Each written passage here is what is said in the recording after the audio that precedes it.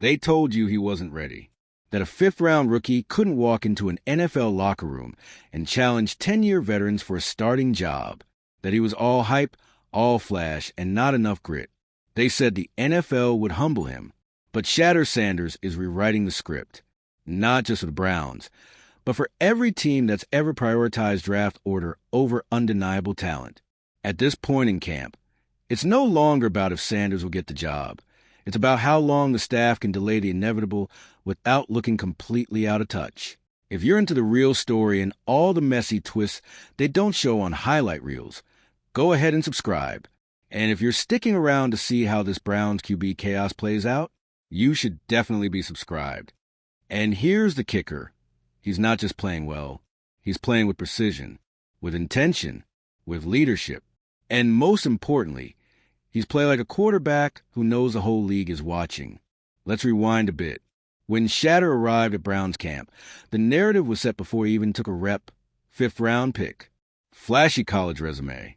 Son of Deion Primetime Sanders. Instagram famous. Nil King. But none of that screamed NFL starter to the old guard in Berea. To them, he was just another project.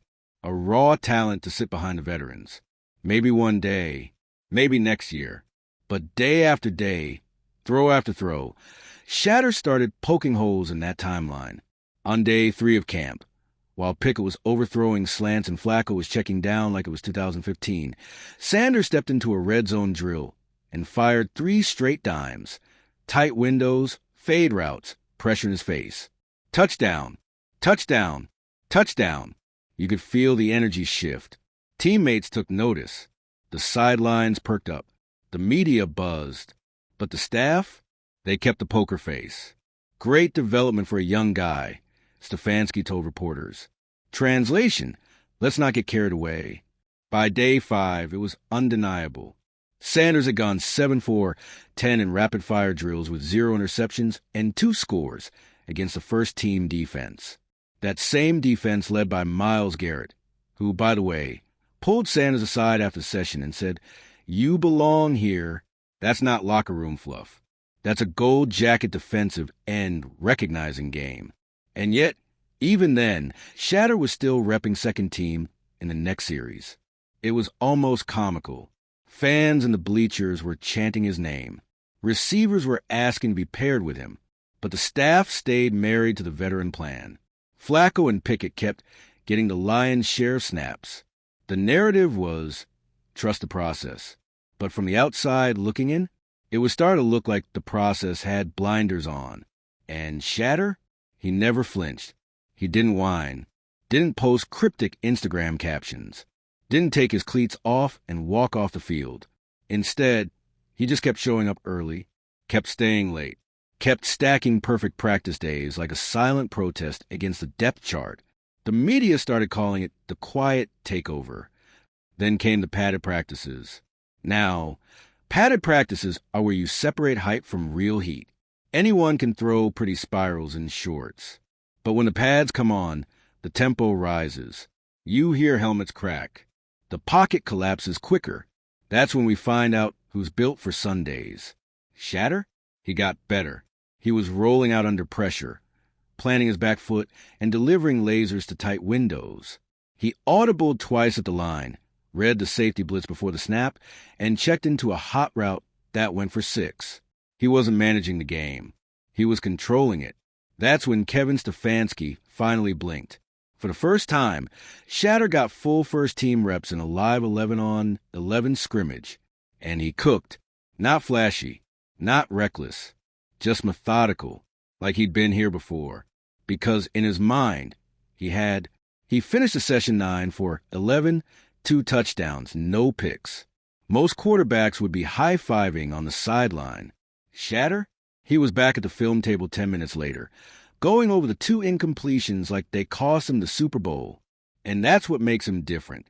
This isn't just about arm strength or accuracy. It's about who's willing to do the work when the cameras are off. And by every account, from coaches to trainers to cafeteria staff, Sanders is first in and last out every single day. Even veteran linemen, initially skeptical of the social media quarterback, have started to shift. One assistant coach was overheard saying, "He's winning that room, man." Quietly but totally. Which brings us to the real drama brewing behind the scenes. Because if you listen closely, you'll hear the whispers getting louder. Some insiders say the front office is split. The marketing department wants Shedeur. The veterans are warming up to him. But Stefanski? He's stuck between a rock and a roster decision. Give the job to Sanders now. And it means benching the players he and the GM invested heavily in. It means admitting that your fifth rounder outplayed your $1 million insurance policies. But don't give him the job, and you risk losing the locker room, the fan base, and the momentum that Sanders is building with every throw. You can feel the tension rising like steam under the surface. And it won't hold forever. Because here's the truth. NFL quarterback controversies don't simmer. They explode. And when that explosion comes, Shedeur Sanders might not just be the last man standing. He might be the only one ready for what's next. So where does that leave us now? With joint practices looming and the first preseason game around the corner, the window for Stefanski to delay the decision is shrinking. Every rep Sanders gets with the ones turns up the heat. Every pass he throws without a mistake chips away at the not-ready narrative. He's not just climbing the depth chart. He's kicking the door off the hinges. And in a city like Cleveland, desperate for a quarterback, starving for a hero, it's only a matter of time before the chants grow too loud to ignore. Sanders isn't asking for the job. He's taking it. The reality is, every snap Shedeur Sanders takes is becoming a referendum. Not just on him, but on the Browns' entire leadership structure. Each time he threads a needle on a corner route or escapes pressure to deliver a laser down the sideline, it forces the coaching staff into a tighter corner. They can't ignore it much longer.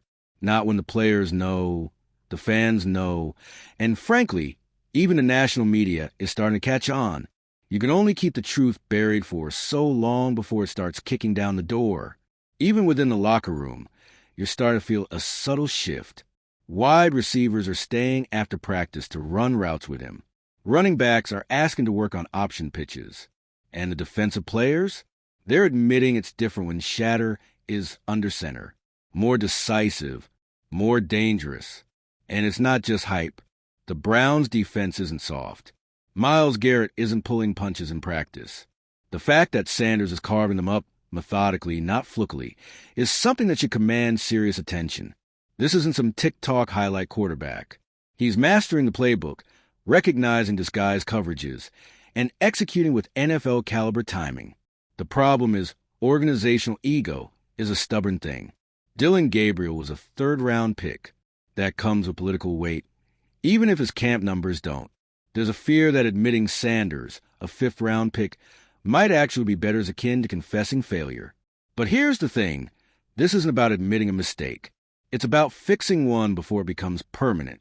Because if the Browns continue down this path and Sanders ends up starting elsewhere, flourishing in a different uniform, leading highlight reels on Sunday Night Football, Cleveland fans won't forgive it. Not this time. They've seen too many almosts. Too many botched QB timelines. Too many years of pretending that steady mediocrity is enough. So the decision isn't just about who plays week one. It's about whether the Browns are ready to stop clinging to the past and finally gamble on their future. And if that gamble happens to wear number 5, well, let's just say he's more than ready to cash in. You can feel it in the locker room now. The silence after practice isn't tired. It's tense. The veterans aren't just watching Sanders anymore. They're adjusting to him. They're trying to align with him. It's subtle, but it's there. You don't ask to run extra reps with the backup unless you sense something shifting in the hierarchy. And on the field, he's not just making throws. He's making statements. The day after that viral 8-4-8 three-touchdown performance, the media horde doubled in size. Every camera was pointed at the second-team huddle. Every beat reporter suddenly had a Sanders tweet locked and loaded. It was no longer a fringe story. It was the story.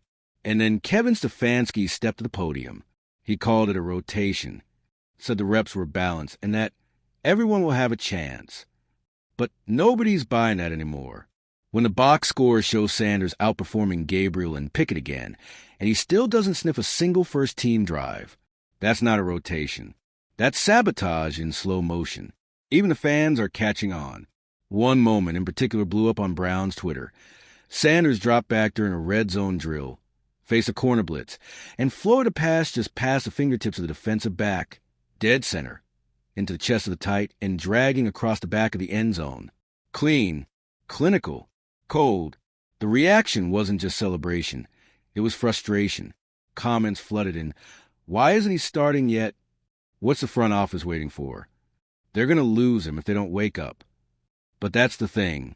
The Browns know this. They're acutely aware. You don't draft a kid with Shedeur Sanders' name, charisma, and commercial pull without understanding what comes next. He's not just a player.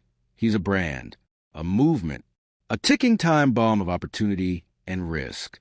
And yet, the Browns are acting like they can slow walk this, like the clock's not already ticking. It's the same tired script we've seen for 2 decades in Cleveland. Fear disguised as caution, a staff afraid to trust its gut, a franchise haunted by quarterback ghosts, still trying to exorcise the sins of Johnny, Baker, and Brandon Whedon. But here's the difference this time. Shedeur knows the game behind the game. He's been trained for this, not just by coaches, but by media, by his own father's legacy, by living under the spotlight his entire life. You think whispers from the front office or a coach's lukewarm endorsement faze him. Please. He was getting booed in sold-out SEC stadiums when he was a teenager, and he answered with touchdowns. The most dangerous part about Shedeur isn't his arm. It's his mind, his patience, his ability to weaponize doubt. After practice, he doesn't sulk. He stays. He works. He throws routes with the undrafted receivers. He reviews film with backups. He gives a sideline reporter the same energy he'd give an ESPN feature. That's not PR polish. That's leadership. Meanwhile, Dillon Gabriel looks lost. You can see the pressure building in his mechanics. His footwork's getting rushed, his reads are late, and his deep ball is floating more than it's flying. He knows what's coming. And the weight of being the safe pick? It's not a shield, it's a shackle. Joe Flacco, for all his experience, is doing what he always does. Managing the game, taking the easy throws, commanding respect in the huddle. But he's a placeholder. Even he knows it. You can hear in the way he talks about Shedeur in interviews. Complimentary, respectful, but distant, like a bridge being built for someone else to walk across.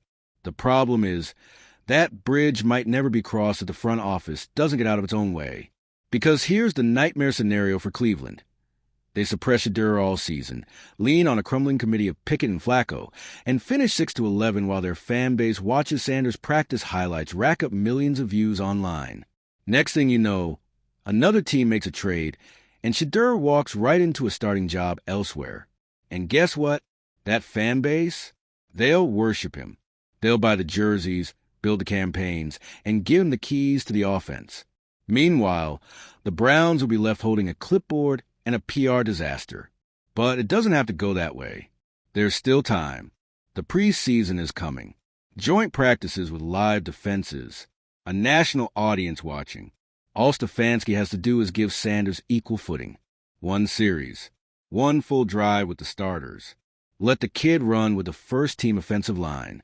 Let him throw to the actual receiving core instead of fringe practice, squad guys. If he flops, fine. No harm done. You go back to Flacco. At least you tried.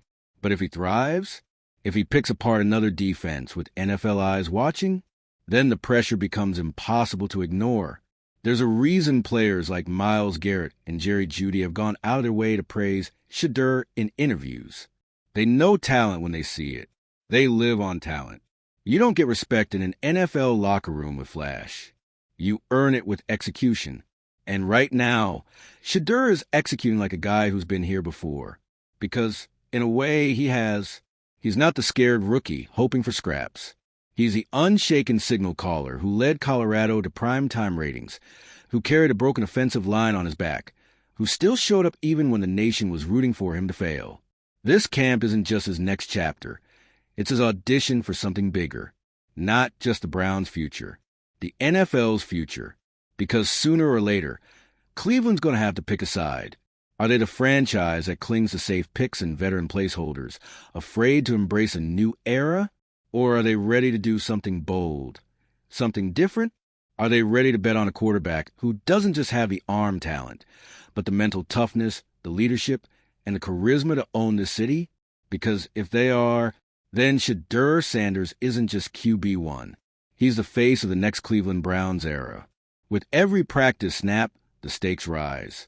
What was once a fun, underdog training camp story is now a test of leadership, on and off the field. Behind the scenes, you can feel the war brewing. The coaching staff insists it's still a process, still too early to make big calls. But inside the front office, things are getting dicey. There are whispers about who pushed for Dillon Gabriel, who didn't want Shedeur drafted at all, and more importantly, who's going to take the fall if this quarterback carousel spins out of control. It's no secret. Shedeur Sanders wasn't everyone's idea. Some scouts reportedly called him flashy, questioned whether he could handle an NFL locker room, said he'd crumble once things got real. But that narrative's getting torched. Every day, every rep, he's proving he's more than ready. Not just physically, but emotionally, strategically, and culturally. See, Shedeur doesn't just move the ball, he moves people. When he walks into the locker room, eyes follow, not because he's loud or flashy. It's the calm, the stillness, the control. You don't fake that. Not around grown men who've been through 100 training camps and seen 1,000 quarterbacks come and go. And still, he waits. Every day, he watches as Dillon Gabriel takes reps he's earned.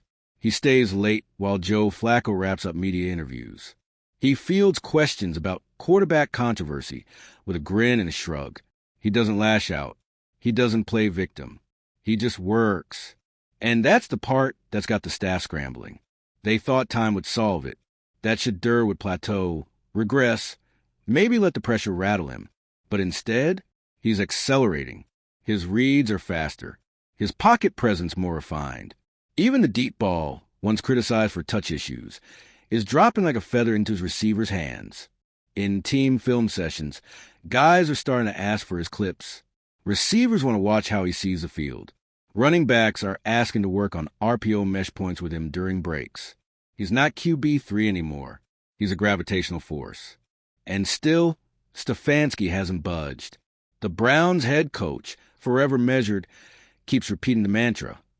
We're evaluating everything. We'll make the best decision for the team. But here's the thing. Doing nothing is a decision. And time is running out. Joint practices are coming. Preseason is next. And the one thing you can't fake in this league is momentum.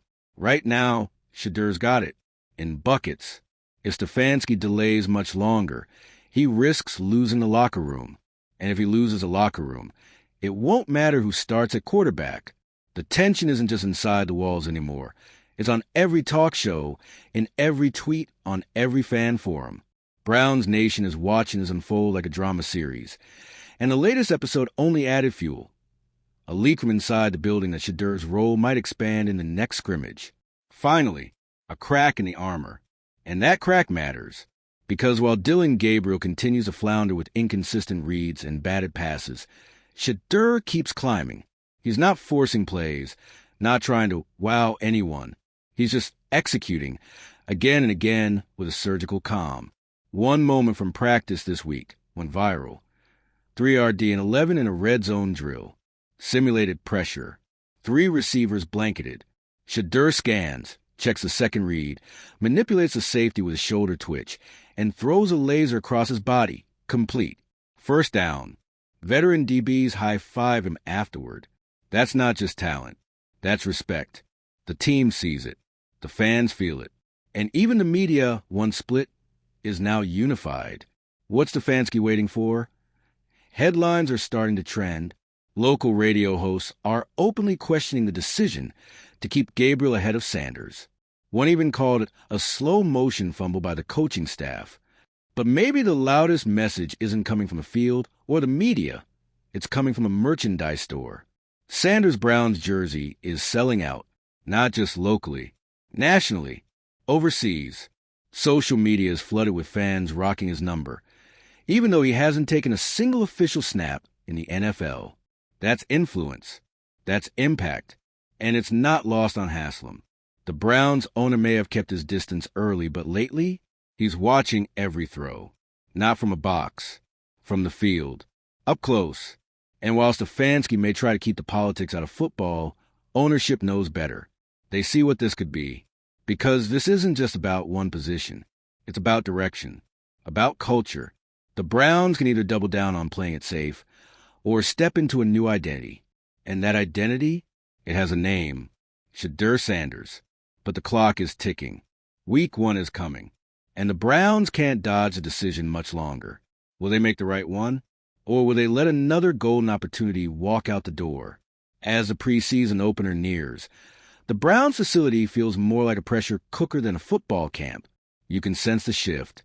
Coaches are quieter. Players are more focused. And Shedeur Sanders? He's dialed in like never before. There's talk, low and hushed, that he might finally get a series or two with the first-team offense in the next preseason game. It's not confirmed, and nobody's putting it in writing, but insiders say the staff is discussing options. Translation? The dam is cracking. And that's all Shedeur needs. He's not asking for handouts. He's not begging for a shot. He just wants a fair one. Let him line up with the real starters, throw to the real receivers behind the real O-line, and see what happens.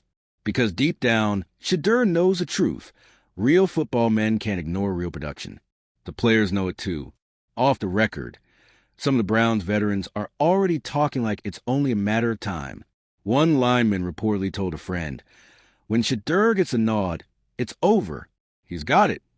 And receivers, they've been staying after practice to catch extra balls from him. Not Gabriel. That's not favoritism. That's preparation. And the staff sees it. Every ball zipped into a tight window. Every audible call with confidence. Every read that turns into a touchdown. All they need now is courage. Because talent, that part's already on the field. Wearing number 5. And waiting for the Browns to wake up.